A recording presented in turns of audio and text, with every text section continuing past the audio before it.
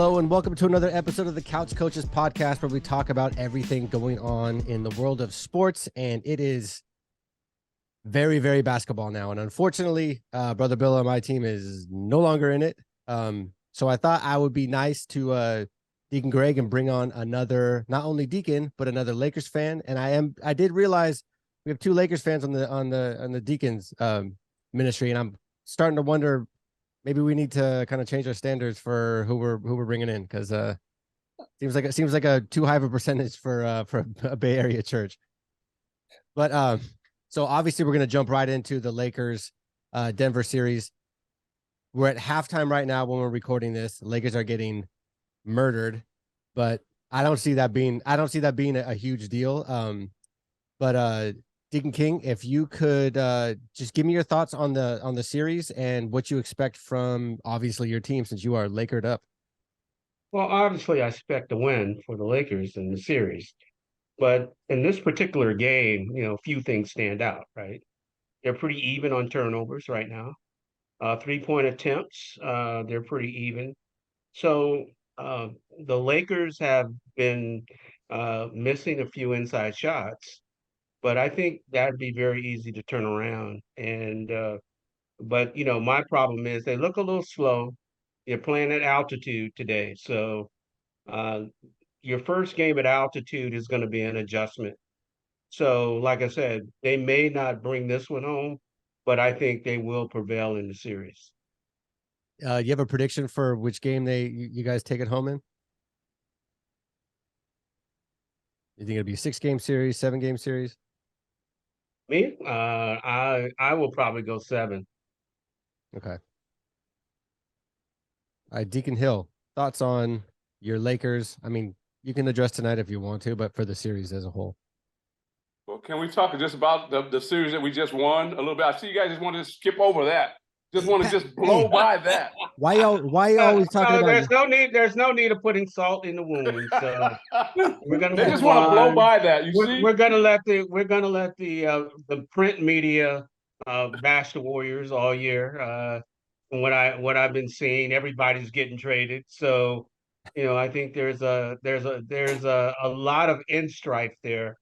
Bob Myers may not be back, so it's like I said, when you're in uncharted waters like the Warriors are right now, it's pretty uncertain is what you're going to get. So I just have one question for Joe. I went by his house one day last week, and he had this big Warrior flag flying in the front yard.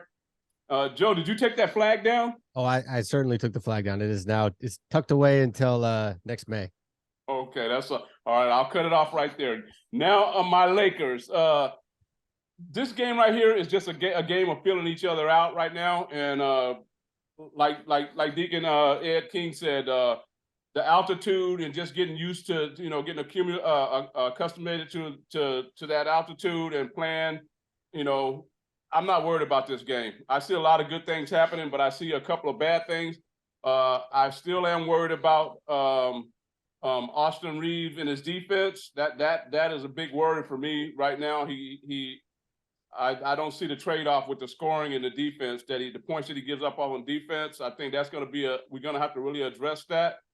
But I think the Lakers will be all right, and I'm looking for the Lakers in 6. All right, Brother Bill, thoughts? Thoughts on the series or thoughts on the game? The series, because this game is they're getting smoked. I mean, if you're seeing something in this game that you think will translate to the rest of the series, please. What I see in this, I'll start with the series. I see in the series something different in terms of the Lakers' defense and who they have to defend that they didn't see in the first two. They didn't have to defend a big man in the last two series. Now they got to defend Jokic. Not necessarily as a scorer, but you see what he's dropping dimes to guys left and right. When they double him, he's making the right reads. He's seen. And let's talk about the rebounds. I would have thought that the rebounding would be a little more even, and Denver is just crushing the Lakers. AD needs some help. He needs someone else to crash the boards just to try to keep not just the game, but looking ahead to make it a series. Bruce Brown is almost outscoring the Lakers bench by himself. Jamal Murray is just getting whatever shot he wants. I mean, I think right now the Nuggets are playing and they're comfortable. And when you're a road team, you got to do something to make the home team feel uncomfortable, especially in the second half, to try to steal a game. And I don't see that tonight. And I just believe that this was the game the Lakers had to win. Because whatever adjust, I mean, you say they're going to adjust to the altitude. That's not going to be, I think, the difference in the series. The difference in the series is going to be the Lakers' defense. And if they don't defend any better, the free throws are a wash. Denver's going to take care of home. And then I still think it could be a long series because, to their credit, both teams have been undefeated at home. And so I wouldn't be surprised if it goes 7 games. But right now, I don't see anything yet to say this is where I think the Lakers have an advantage, a decided advantage against Denver. So we'll see how Game 3 plays out. I'm already chalking up the first 2 at Denver. Skipped over Game 2 already? I'm to Game 3, bro. I haven't seen anything. You already skipped over Game 2? You're giving Denver Game 2? Yes, because I believe that this was the game that the Lakers had to steal. So if you look at the big men, right? Davis has 20 and Jokic has 19. So that's kind of a wash. Exactly, and that's my point. Yeah, I believe that AD had to outplay Jokic. There had to be someone on the Lakers who had to have a decided advantage against whoever the counterpart is. I mean, Jamal Murray's doing what he wants. Besides Davis, No, he's shooting from the outside, but yeah, I mean, but that comes and goes. Yeah, well, but you look at Bron hasn't gone into Superman mode yet, so he will be doing that in the second half. He'll be doing that in Game 3. In Game 3, he'll be doing that when he gets back home. In Game 2, so you skipping all over. We don't even have Vanderbilt on the floor yet to play. That's going to help out a lot on defense and on the boards also. There's going to be a lot of adjustments going on here, Bill. I see Denver as being such a good team that, well, Bill, I completely understand that you got to kind of come in and catch them by surprise. I don't know. I think they may be so good you can't, because they look super comfortable out there right now. I mean, they look, unfortunately, they look as comfortable. Denver looks as comfortable against LA as LA did against the Warriors in that last game. You know what getting me though? Let me just say, Bill didn't even know who Denver was a month ago. They wasn't nowhere on his radar, but now all of a sudden they're this great team. I've been watching them all year, Bill, and I know they can be had. They can be had. Now that they're playing the Lakers, they're gonna be had. How? Yeah. Where do the Lakers have an advantage? It's called adjustments. AD and Bron. Wait, so okay, wait. AD and Jokic is a wash. Real quick, who has the coaching advantage in this series? I think coaching is even. You have 2 relatively new coaches to their teams, where I thought the Lakers would have the advantage because I believe they were the better defensive team. So I said, unless their defense gets better, I just don't see them beating Denver at Denver, and that's what they'll have to do. Yeah, they've been the best defensive team after the All-Star break. What's that? You know that, right? Lakers has been the best defensive team since the All-Star break. Yeah, and that's regular season, right? That's in the regular season. That's correct. Now they're playing have to go back to the beginning of the season when they started. Yeah, they were invisible. But that was the other season. They came back and did the play-in and crushed the Warriors. Don and Ham out-coached Kerr. So it's just a matter of, can the Lakers generate enough offense in these games? So I do think it. So granted, the Lakers had a fantastic second half. They've been very solid, obviously, since the trade deadline. But I think part of the reason why Bill and I were writing off Denver is because we've seen this from Denver like 3 years in a row. They look great in the regular season, and they get in the playoffs, and they don't really know how to get over the hump. So we were writing them off as we've seen Denver do well before. Let's see them actually do something. And they do look strong in the playoffs so far this year. Granted, if they don't make it past LA, then they're exactly who we thought they were the whole time. But yeah, and Russell only has 8 points right now. So he hasn't really kicked into gear. So like I said, we may take this one. You're down 20 halfway through the third quarter. I That's think you guys need to nothing. just That's rest all your nothing in the dudes. I moved NBA. on to game Teams 3. always give leads back. Oh, That's that's nothing true. in the NBA. Yeah, unfortunately, the Denver Nuggets aren't the Warriors where they don't let teams back. They don't turn the ball Well, over. that's true. That's true. But So, yeah. everybody can go cold at some point in time, Okay. and Okay. you Okay. will give that lead back. Question for both the Lakers fans though. Will you be like, let's say Bill's right and you guys go down 0-2. Are you worried then?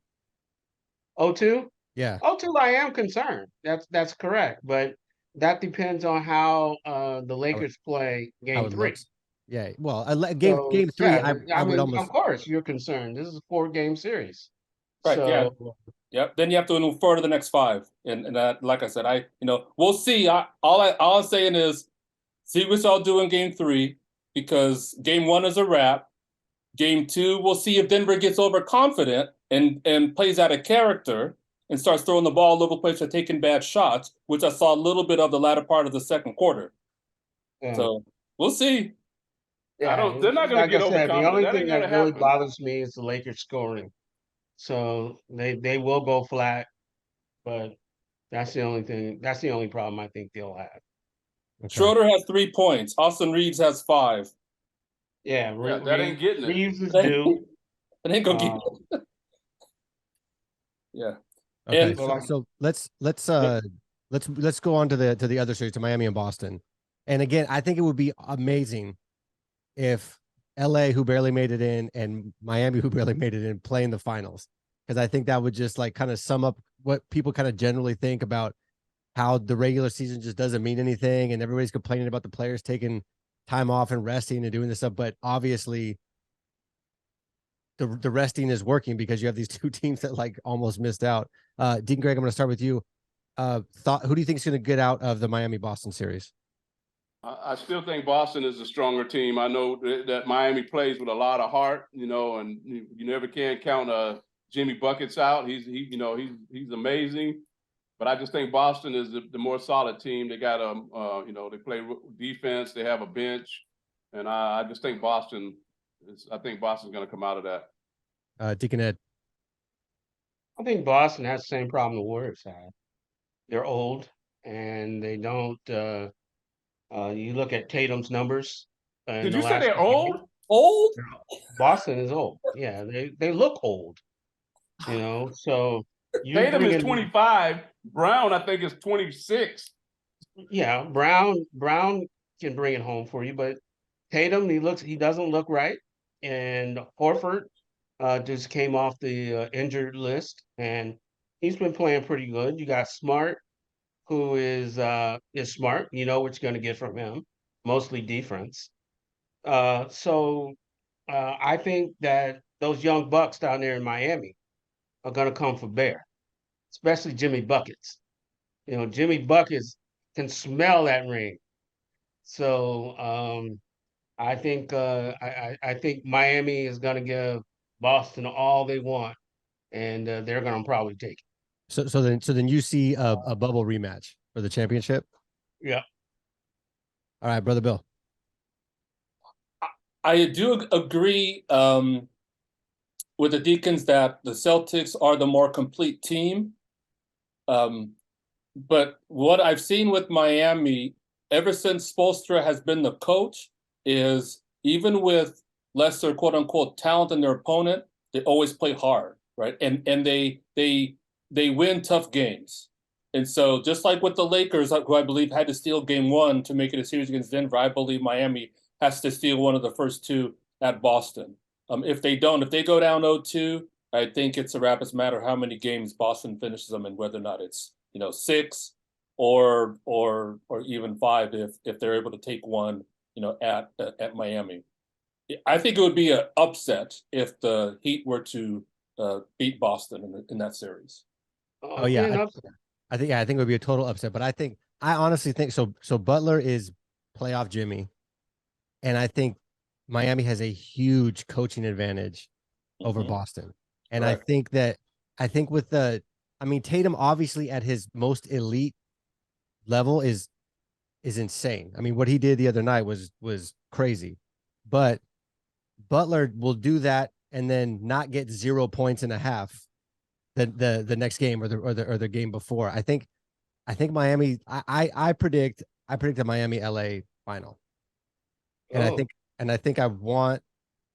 Yeah, I know, and oh, I think Joe's coming to the dark side. I think. But listen, Hey. I'm not going for the Lakers. I'm going for LeBron. I would like to see LeBron get another ring so we can anoint him the top and stop talking about the Michael LeBron stuff because I think LeBron's the top And we person. can take I the think Lakers can take the lead in banners as well. So oh yeah, that stuff. I'll just hang a LeBron banner. I don't need to see a Lakers banner.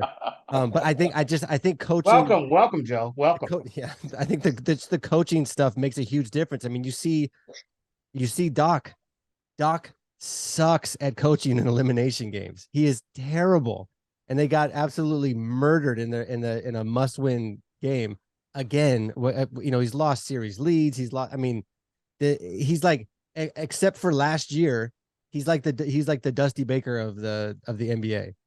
He, I'm going to was, say what Sam Perkins said. When you get to a game 7, it's not about coaching anymore. It's just star players got to bring it home. Yep. And them guys, look, that especially everybody, they like Harden. Harden seemed like he aged in 2 games. Seemed like he aged 2 years. Yeah. I mean, after he scored that, that 40-point clubs. game, he was done. Yeah. So I blame it on. I put a lot of it on Embiid and Harden, and more on Harden because he just didn't have it. I put it on the offense because what I saw in game 7 was what I saw in game 6 on how Philly went ISO, and there was very little movement, and it played right in Boston's hands, and Tatum had been cold, and he makes a few, and then the next thing you know, it's lights out. He just goes nuts. So, I mean, from that aspect, I do put some of that on coaching where, I mean, at some timeout, you got to start moving the ball. I just didn't see anything from, I thought after the way the Celtics blew game 6, I knew game 7 was a wrap. I just didn't expect them to get the wheels smoked out of them in the third quarter and only scoring 10 points. Come on. And I think that's what cost Doc his job. Not so much that they lost a series, but just the way that they just got boat raced like that in the second half. Yeah, completely embarrassing. I think that not only should Doc lost his job, but the GM should have lost his job too. We're bringing in Harden. I'm sorry? We're bringing in Harden. Well, for bringing in, I mean, there was nobody around Embiid this year. There was no real talent after Simmons, all that mess in the beginning of the year, and what they did in the trade by the trade deadlines, the move they make, we're crazy. Yeah, Tyrese Maxey was the second best player on that team. Well, I'm more of a Mackey man. I think Mackey's gonna come in and take that team, just like Ja has done with Memphis. You need to get a little bit more youth in the Eastern Division because it's a lot tougher in the Eastern Division physically. That is an excellent segue. Thoughts on Ja Morant going on Instagram and flashing his gun again. Deacon Hill, thoughts on Ja? Wow, where do you start with that guy? I mean, it's bad. A lot of people are saying, that he shouldn't get. I think he should get suspended for the whole year. If I was the commissioner, I would suspend him. He has to have a hard message sent to him that this is not a game.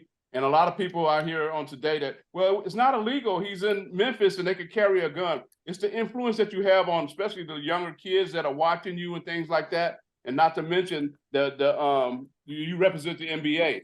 You should, even I remember Charles Barkley back in the yesteryears when he said he wasn't a role model. But you have to have, especially in the times that we live in with all this gun violence going on and stuff, there has to be a hard message sent. And if it was me, I would suspend him for the whole year. Well, and he's in Memphis too. Not exactly a safe city. I mean, it's not like he's rolling around like in a place where like they don't have gun violence issues. It's like you might as well be rolling around Chicago flashing the gun. Brother Bill, thoughts on Ja? Yeah, I would say I was talking to a family about this, and at first I think saw my mom about it, and she thought that someone happened to catch Ja with the gun, and they posted up and said no, he actually had it upload himself, so he knew what he was doing. And so I do agree with Deacon Greg. If that's the type of judgment that you're going to use, and it's a reflection on your employer, who the NBA is, your employer, then as an employer, you say, you know what?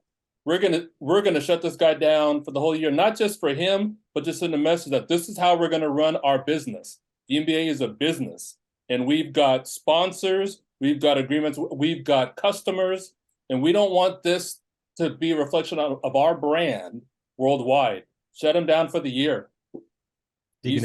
I don't know if the collective bargaining agreement with the players union will allow for that. I don't know what the stiffest penalty is, but if that's within the commissioner's discretion to do, yep, sit him down. Deacon Ed. Totally disagree with that. I mean, look, like Deacon Greg said, it's an open carry state, right? You don't even have to have a driver's license to get a gun. So what's the offense here?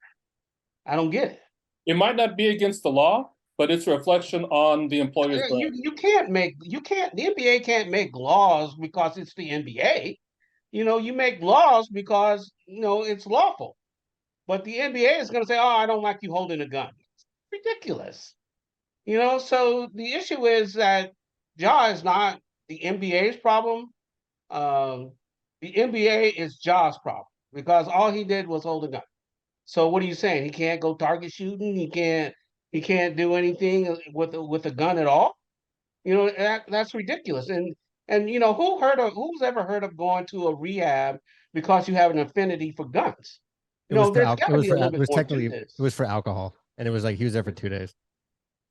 You have to look at his record. He got in a fight with a teenager on a park over a game, and he brought his member.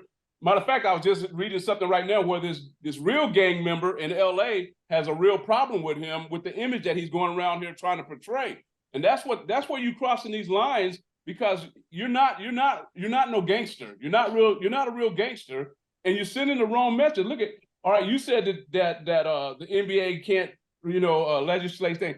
Say you're a parent and curfew for 16-year-olds is midnight. You tell your 16-year-old to be in at 10.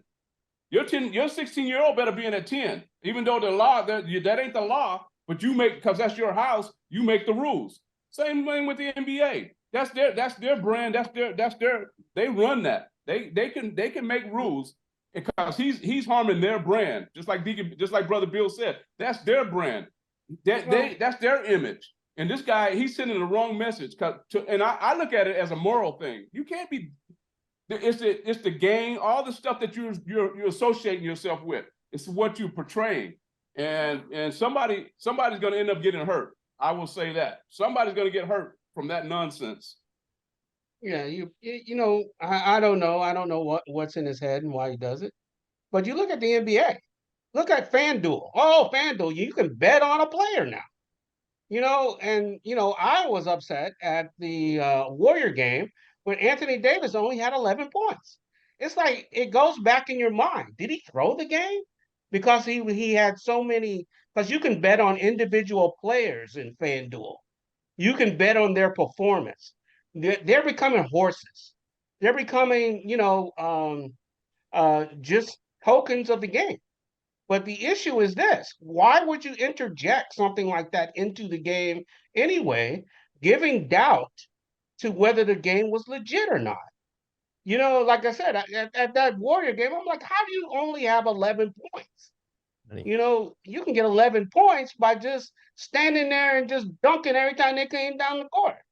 But like I said, that doubt creeps in your head with so much gaming in the game right now. So the NBA has nothing to preach morality about. So forget it. I think Silver is I don't think Silver's a very strong commissioner at all. I don't see him. I don't see there's any way of Ja getting suspended for a season, because I don't see him hammering him down that much. I mean, he really should have, if they're gonna suspend, he should have been suspended like the rest of the season this year if you're gonna do that. Instead, he went to rehab for 2 days for alcohol and came out and he's all better and sat down with Jalen Rose, who needs to stop dyeing his hair and his beard, for God's sake. Come on, don't get on the dye, brother. It looks ridiculous, man. Bro, stop dyeing your hair. You're like 50 years old. We ain't ready to look like Uncle Let Time, it show, Father man. Time yet. Oh, Keep dying it, Jalen. It's the thing is if any football player, baseball player, I mean, nobody pays attention to baseball, but like let's say like Shohei Ohtani's running around flashing guns and doing stuff. It is an image thing. And it's really like, what type of image do you want your sport to convey?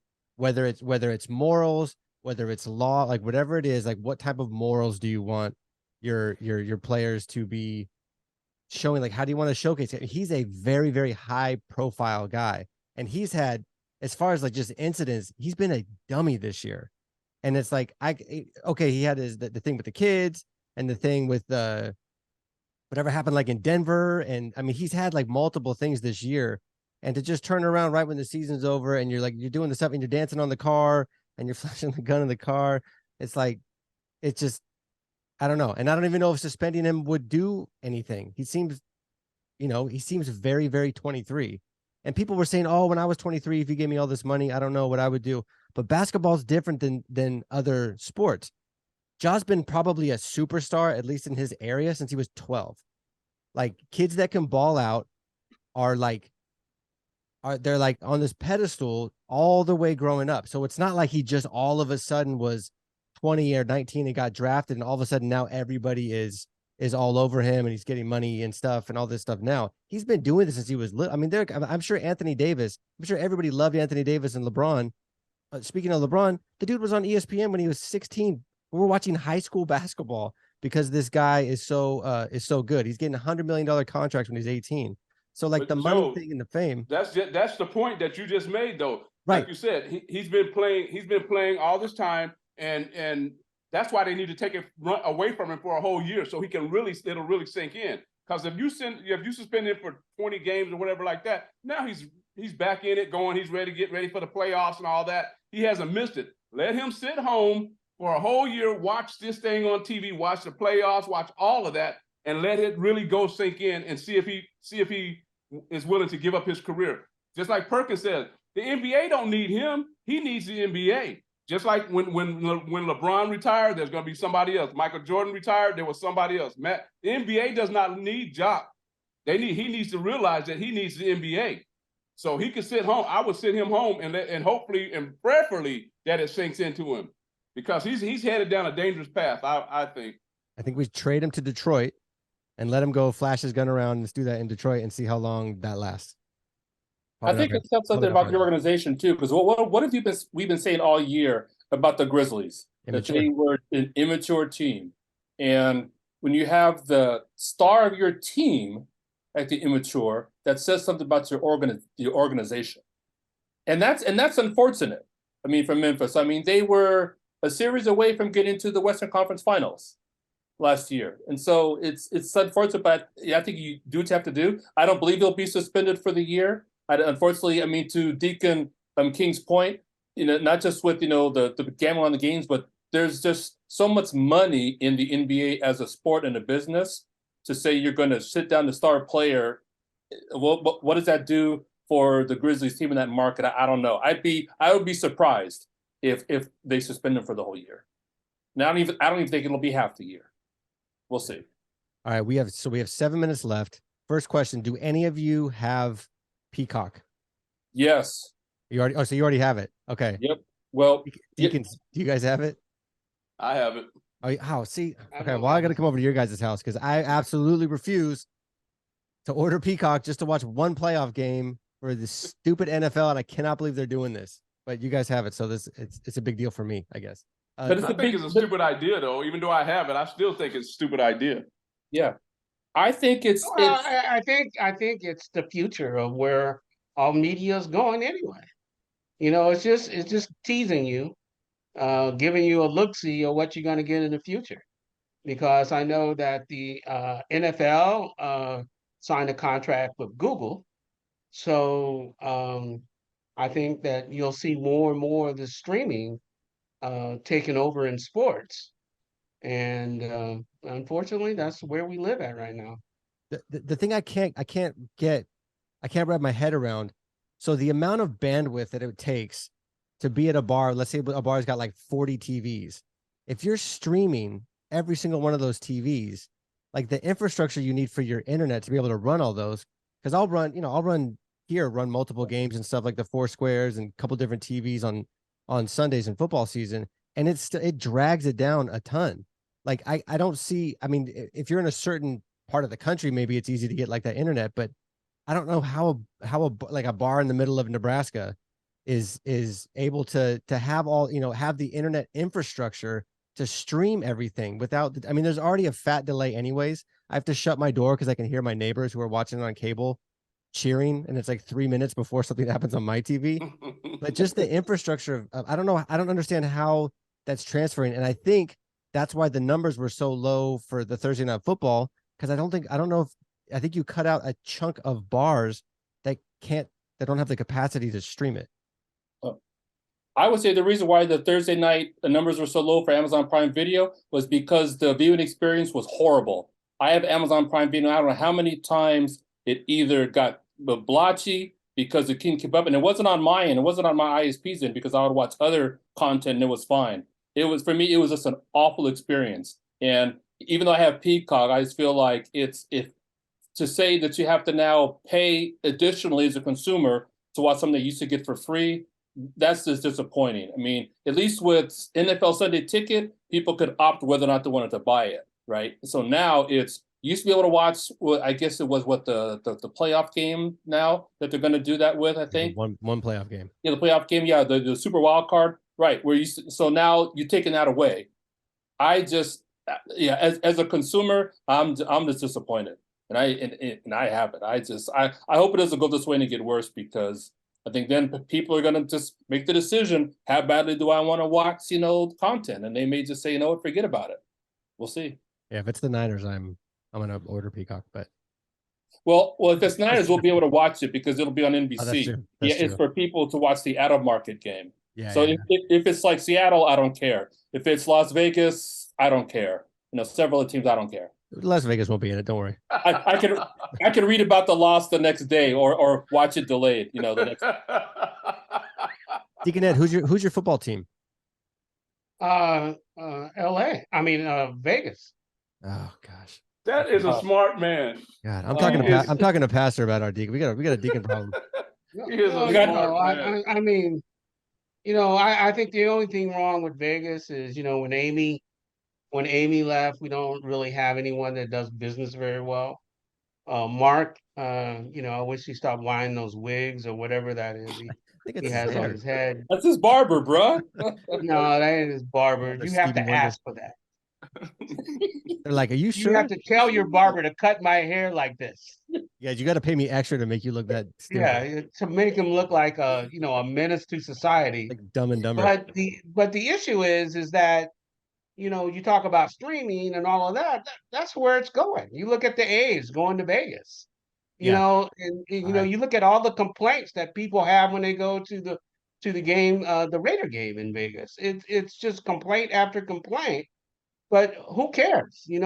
Vegas gave them carte blanche, everything, and paid off a lot of debt. So fortunately, that's the way it is. I mean, we are in a time where things are changing, and right now you're going to see more and more streaming because Peacock spends, I think they lost last year almost $500 million on Peacock.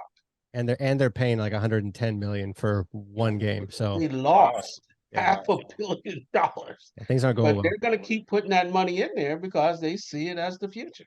Yeah. All right, guys. On that note, we are running out of time. Thank you so much for joining us, Deacon Ed. Thank you so much for jumping on with us with your Laker hat and Laker jacket and all that stuff. Lakers. Yeah. Good luck. We got ourselves the game. We got ourselves the game. You guys are only down 8. That's right. I told you. Okay. They'll come back to us. I said this is the game we had to win. Yep. Enjoy. Okay, all right. I'm gonna go tilt it on. All right, guys. Thanks. We'll see you guys next week. Thank you. All right. See ya.